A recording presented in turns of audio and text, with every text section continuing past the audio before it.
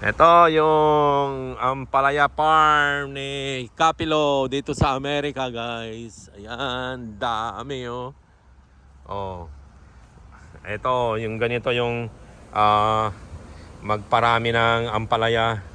Tanggalin mo lahat yung mga dahon dito sa ibaba. Ayan, nililinis lagi ni Capilo ito, guys. Oh, malinis, 'di ba? Yan. Pero dito sa taas hindi pwedeng tanggalan ng dahon. Hanggang dyan lang. Oh, ito oh. Ang dami, grabe oh.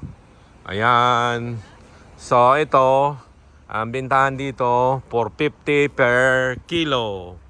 Ah, parang nasa $2 per pound siya. Ayan oh. Ito lalaki pa bukas ang mga ito.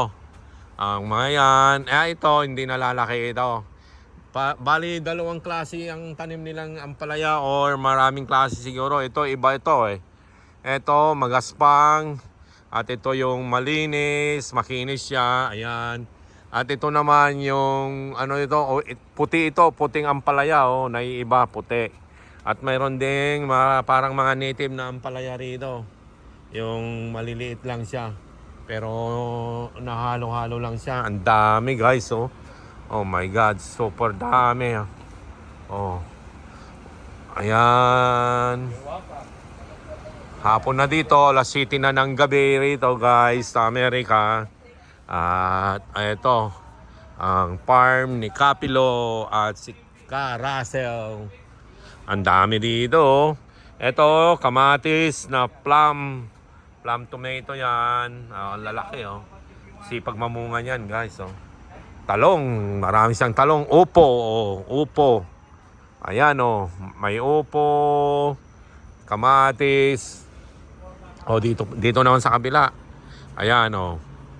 Ito.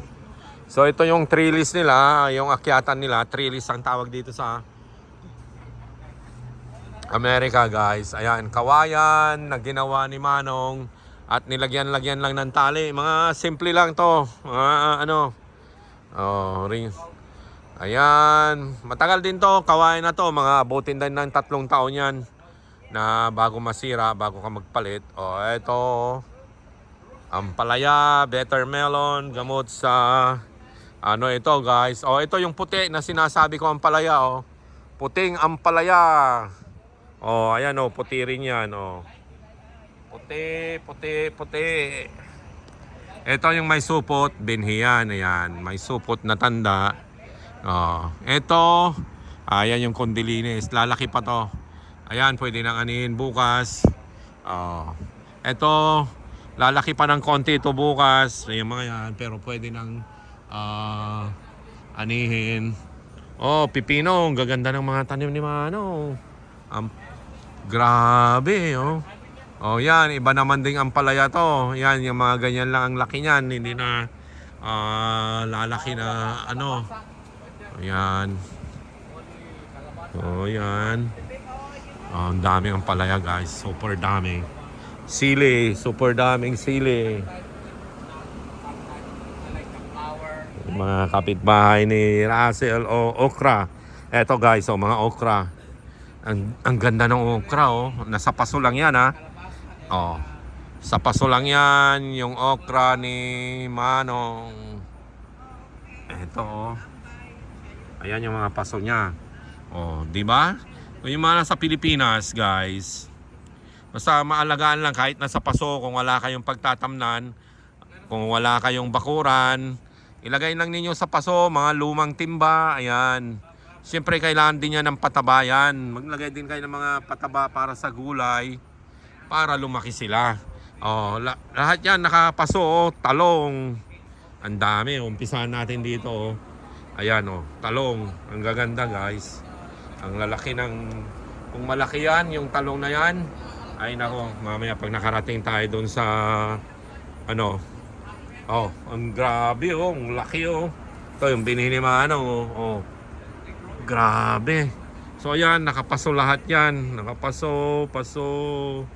Hanggang doon, paso. Alam nyo dito, guys, kaya nakapaso yan, maraming mga wild animals dito. Parang ako, hindi ko naglagay sa paso. Ayun, hinuhukay nila. So ito yung mga ibang talong. Ibang klaseng talong din to, nakapaso to. Nakapaso rin siya. Ayan, ito yung Japanese na eggplant, oh. Tingnan nyo, oh. Nasa 14 inches ito. Ang haba niya, oh. Hanggang doon, hanggang dito, oh. Oh, isang dangkal, dalawang dangkal. Dalawang dangkal ng haba niya. Ayan, oh. Hindi yan paso. Nakatimba. Timba yan ng sabon, guys. Oh, ginamit nila. Ang ganda. Oh. Ang dami, eh. Ang ganda, eh. Oh, sili. Iba-ibang klaseng sili, oh. Oo. Oo, ito. Iba din ito. Iba din yan. Yeah. Manghang ito. Na ano, ito. Oh, sili sa ano to, panigang. Pwedeng panigang, pwede sa papaitan ito, oh. Panigang to. Ito, iba ito. Yung binigay nyo sa akin, Ross, ganito, ito yon. Yan. Pero maanghang din siya. Manghang yan, lalo na yung mga green na, yung mga matatanda na. Palagay ko pag namulan na yan, ano yan, maanghang din. Na ano. Yung iba, kulubot eh. Yung iba, maanghang yan. Oo, ang dami. Iba-ibang klase ito. Dami, oo. Sako lang, oh. Yung mga nasa Pilipinas, sako lang. Oo. Di ba? Kung wala kayong pambili ng paso o yung sako ng bigas, butasan lang ninyo ng konti sa ilalim para madrain yung tubig. Lagyan nyo na ng lupa. Oh, ayan, oh, sako. Para ano, yung mga walang mapagtamnan, tingnan nyo, oh. Oh. Basta maalagaan lang ninyo ng dilig yan, tsaka konting pataba every 15 days siguro. Oh, mayroon na kayong ano, anihin. Oh, di ba? Yan. Kahit maliit na ano, tingnan nyo naman, oh, kahit maliit na paso, oh, tumutubo sila kung ano yung available na ano ninyo diyan. Oh, saluyot. Nasa paso, oh. Tingnan nyo, oh, isang puno lang ito, saluyot na to.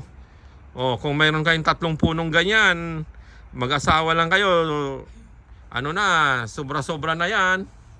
Pwede na pang dinengdeng or inabraw ay Ilocano. O ito, kung mayroon kayong talong na 4 na paso, grabe na. Oh, ang dami, oh, ang luwang nito, guys. Oh, yan si Russell at saka si Manong. Oh, sila yung may-ari dyan, guys. Si Manong, yung masipag na nagtatanim dyan. Si Russell, hindi masyadong marunong magtanim yan. Kamote, oh. Sinong nagrereklamo na ano, yung mga tamad dyan? Kamote lang, nilagay lang yan sa, ayan, oh. Oh, batya. Batya na plastic. Oh, petsa, ay nasa batya. Kung wala kang mapagtamnan, pwede dyan. Oh. Ang dami pa, oh. Kamatis. Mais. Oh, ano pang hahanapin mo dito? Mais. Oh, kamatis. Mayroon na silang laman, ano? Meron na. Oo. Ano kasi na... Oh, halos malapit nang pwede na... malapit nang ano to. Kasi ano na yung mga ano niya. Oo, itong mga ito niya, oh. Pwede nyo nang subukan yan. Ito, madalang pa. Yeah, pero talaga yung madalang pa, ano? Malalaki ito na. Oh, halo-halo dito, oh. Talong at saka... mais magkasama. So, ayan, guys. Ito, persimo, no? Ito, 3 taon from now, malaki na to. Yan. Yung isa neto, nalaglag. Yung pangalawa na yan. Nalaglag. Pero yung pangatlo, yun, marami. May natang 7 yun. Mayroon naman akong ano doon, yung siguro yung isa ko na ano, pero yung isa namamatay siya. Mayroong 4 siguro. Kung ito sayote, oh. Oh. Ito namumunga ito ng maaga. Hindi ito yung sayote na makinis. Ito yung sayote na may tinik. Dumami sa ngayon, isang ka ng kwan. Oo, dadami yan. So ito yan, ano na yan. Pag may 4 na sanga na yan, umakyat yan, tapos dadami pa ulit yan. Yeah. Oh, ayan guys. Oh, kalabasa yun oh, kalabasa. Oh. Kumpleto dito guys, bahay kubo. Ito siguro yung mga Tabasco na yan. Mm. Ito siguro yung Tabasco. Ha? At mailipat eh. Baka sakaling mabol eh. Malay mo, mahabol. Okay guys.